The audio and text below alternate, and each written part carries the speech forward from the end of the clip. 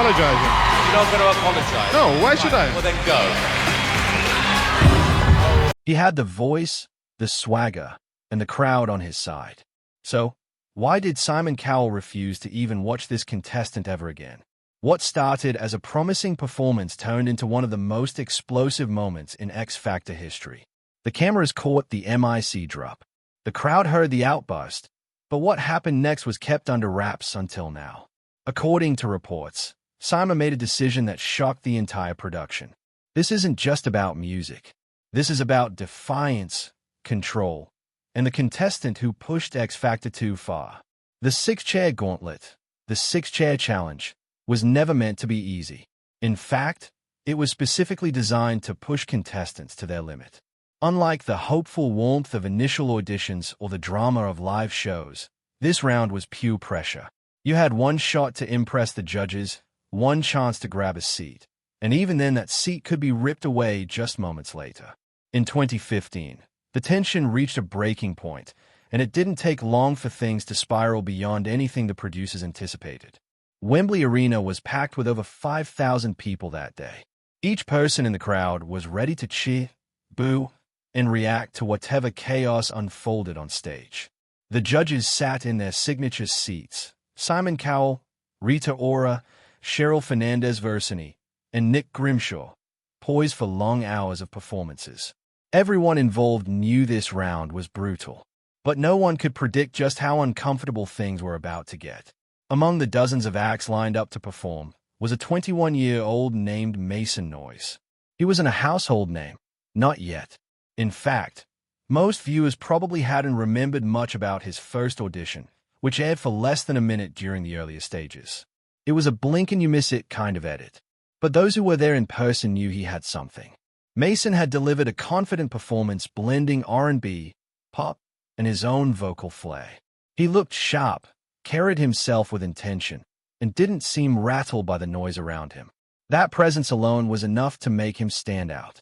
But in the world of the X Factor, standing out could be both a blessing and a curse, especially in a round like this, where spectacle was expected and emotions ran high. Backstage, producers were racing against the clock. Everything needed to move fast. Performers were shuffled in and out. Song choices were double-checked. Microphones adjusted. Cameras reset. The format left no room for error, and any moment could turn from ordinary to unforgettable in seconds. Contestants either soared, collapsed, or, in rare cases, did something completely unexpected. Mason stood quietly among the chaos. His name was called. He stepped forward, walked out under the lights, and took his place at the center of the stage. The crowd greeted him with polite applause, the kind given to someone the public hadn't made their mind up about yet. He offered a quick nod to the judges, microphone in hand, ready to perform. The track kicked in. It was a modern medley, sleek and upbeat. He pulled from artists like Justin Timberlake and The Weeknd, mixing falsetto with rhythm, delivering vocal runs with ease. He moved confidently, but didn't overdo it. There was a control to his presence that hinted at experience.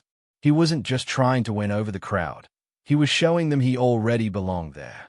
As he wrapped the performance, there was a momentary pause, the kind of pause where everyone waits for the first judge to speak. Mason stood still. The crowd clapped. Some even cheered. The panel looked at one another, slightly caught off guard. It hadn't been a bad performance, not at all. If anything, it was one of the more polished ones of the day. But then the silence stretched just a bit too long. No feedback came right away. No quick praise. No Simon smirk. Something felt off. Mason adjusted his mic, glanced toward the audience, and took a breath. He had something on his mind. And in the next few seconds, everything was going to change. The 47-second spark. For most contestants, getting to the six-chair challenge was a dream. For Mason Noise, it came with a chip on his shoulder. What many in the audience didn't know, what most viewers at home completely missed, was that his first audition had barely seen the light of day. While other singers were featured in extended montages, complete with interviews, reactions, and long clips of their performances, Mason's audition was edited down to just 47 seconds. That fact stuck with him, deeply. He wasn't angry just for the sake of being dramatic. From his perspective, it was personal. He had delivered a solid performance in the earlier round. The judges had responded positively. So why was his A-time cut so short? Why was his name barely mentioned while other contestants had their stories told in full? Those 47 seconds became more than a number. They became a symbol of everything that felt unfair about the process. So when Mason walked into Wembley Arena for the six-chair challenge, he wasn't just there to sing. He had something to prove and something to say. After finishing his carefully crafted medley, the tension in the room was already building. He had hit all the notes. He'd given a performance that should have put him in serious contention for one of the six chairs. But he wasn't waiting around for the judges to decide his fate. Before anyone on the panel could speak, Mason turned toward the audience. "I've got something to say," he began. It was quiet at first, just a few scattered sounds from the crowd. Then his voice grew louder. "You know what? I invite you all to film this or put up your phones. They ain't going to throw 4,000 or 5,000 people out." He wasn't joking. Mason was genuinely calling on the audience to record what was happening. He wanted this moment documented. Whatever was about to happen next, he wanted it on tape. The judges looked stunned, Simon Cowell especially. "Mason, just 1 second," Simon said sharply. "What gives you the right to say that?" Mason didn't back down. "With the first audition I watched on Saturday, people had 10-minute slots and I went to 47 seconds. The first audition I watched on Saturday, people had 10-minute slots and I went to 47 seconds. That's when everything changed." The audience reacted immediately. Some people clapped, others looked confused. Many just watched, unsure whether this was part of the show or something completely unplanned. Simon's response was swift and harsh. "Mason, you know what?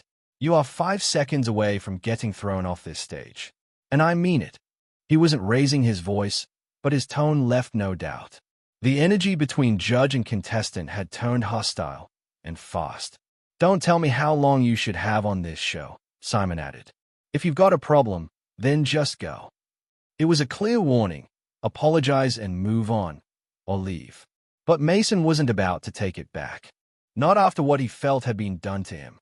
The back and forth continued for a few more seconds. Mason stood his ground. Simon demanded an apology. Mason refused. Then came the final moment. Simon stayed him down. "Well then, go." Mason didn't say another word. He dropped the mic, turned his back, and walked off the stage, his performance partner trailing behind him. The entire arena fell into a stunned silence. Just like that, a promising contestant was gone, not because of his talent, but because of what he chose to say and how he chose to say it. What happened next would send shockwaves through the show's production, the judges' panel, and the X Factor fan base. But behind the scenes, something else was already brewing, and Simon Cowell's reaction would soon take the entire situation in a very different direction. 5 seconds from gone. In the history of the X Factor, few moments had unraveled as quickly or as publicly as the confrontation between Simon Cowell and Mason Noyes. What began as a performance turned into a standoff. And once the lines were drawn, neither man backed down. When Simon said, "You are 5 seconds away from getting thrown off this stage," he meant every word. It wasn't a scripted moment or a ratings gimmick. It was pure instinct. The authority Simon wielded over the show wasn't just symbolic. He could pull the plug on a contestant's future in an instant. And in that moment, Mason was testing the boundaries of that authority.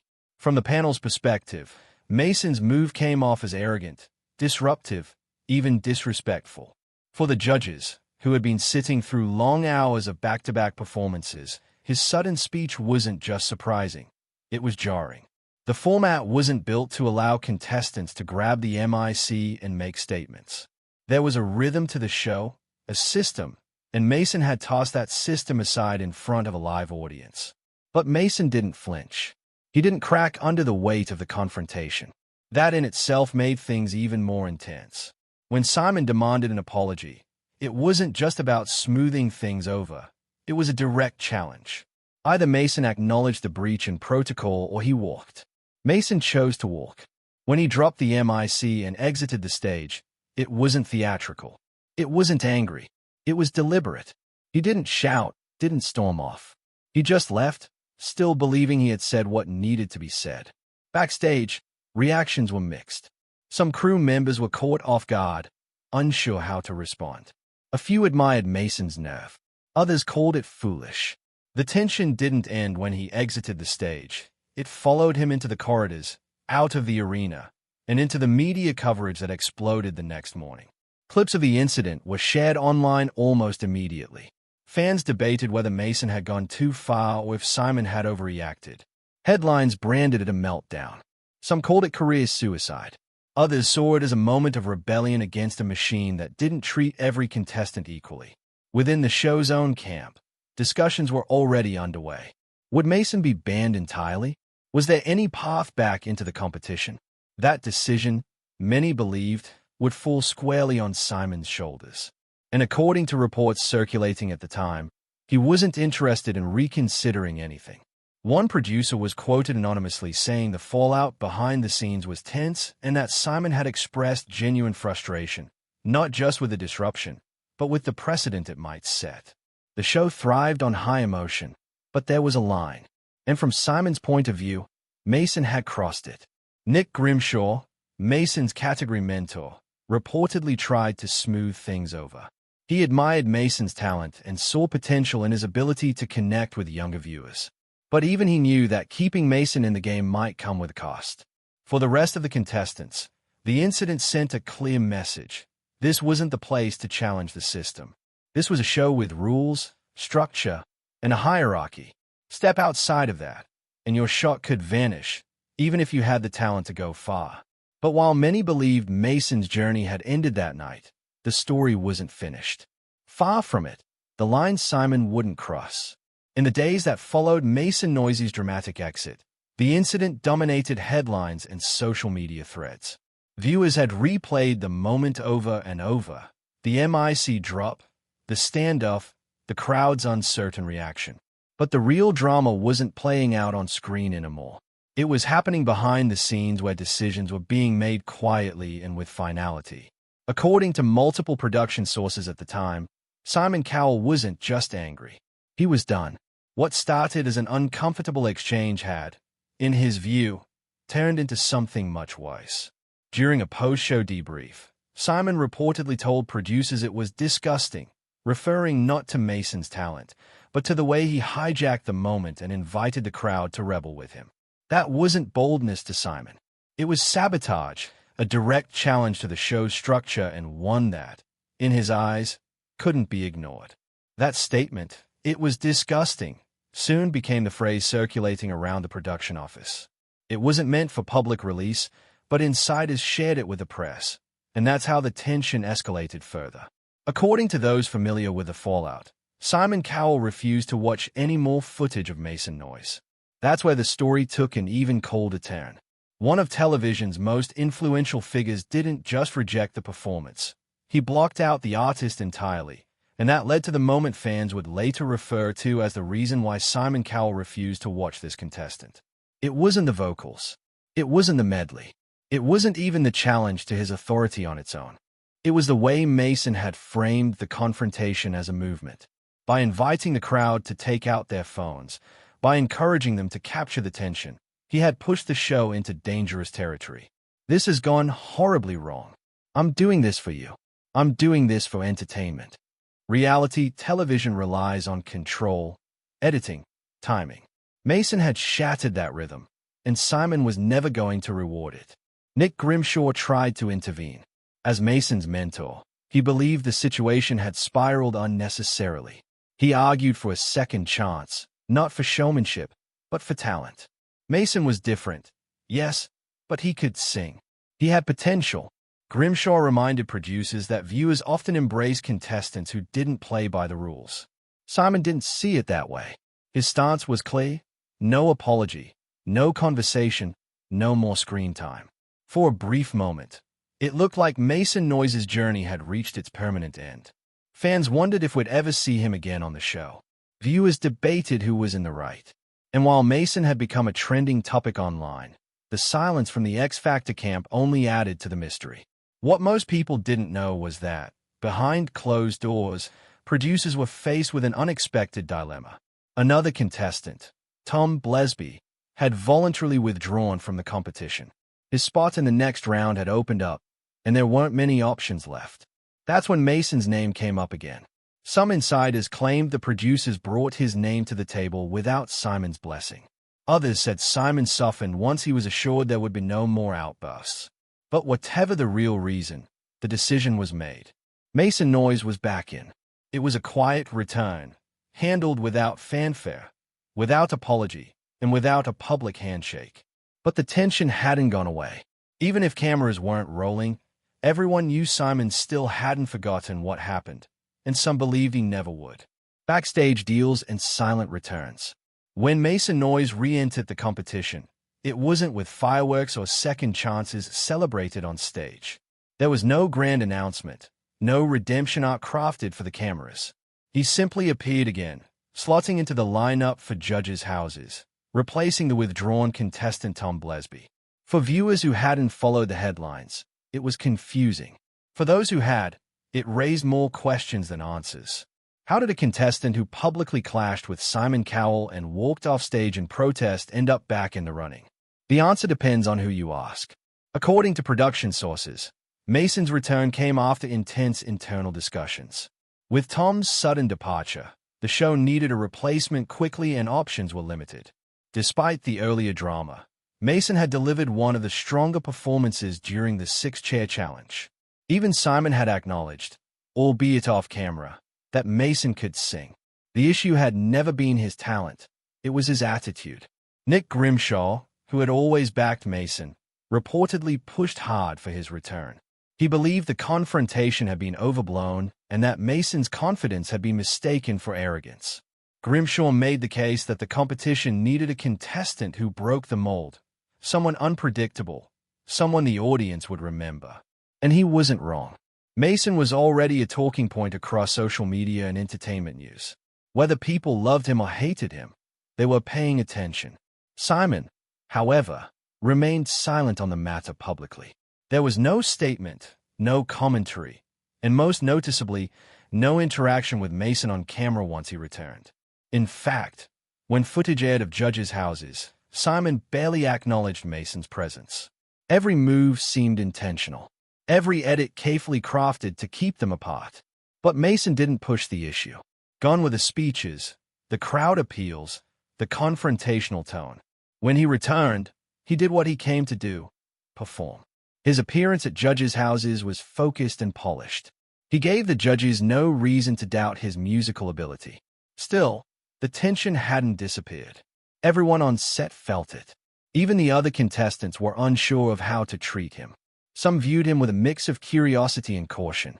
Others kept their distance entirely. A few quietly admitted they admired what he did, that he spoke up when no one else dared. But no one said it too loudly. Mason himself didn't speak about the incident for several weeks. When he finally did, he chose his words carefully. "There's no bad blood," he told one reporter. "I had a private conversation with Simon. We sorted it artist to artist." That statement raised eyebrows. Had Simon really agreed to talk? Or was Mason simply putting on a united front for the sake of staying in the competition? No one could confirm either way, and Simon never publicly addressed whether that conversation happened. His silence, as always, said more than words. What mattered now was performance.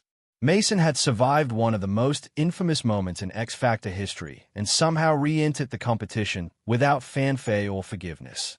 That alone made his presence compelling. But for all the attention he had earned and all the noise he had created, Mason now had to answer a far simpler question. Could he win people over on talent alone? Because despite the headlines, despite the drama, despite the moment that nearly ended it all, there were still chairs to fill and one stage left to conquer. The echo of a MIC drop. Mason Noise didn't win the X Factor. He didn't even make it to the finals. He placed 7th. But that was never the full story. What people remembered about Mason wasn't a particular note he sang or the exact songs he chose. What lingered was that moment, the MIC drop, the confrontation, and the uneasy silence that followed.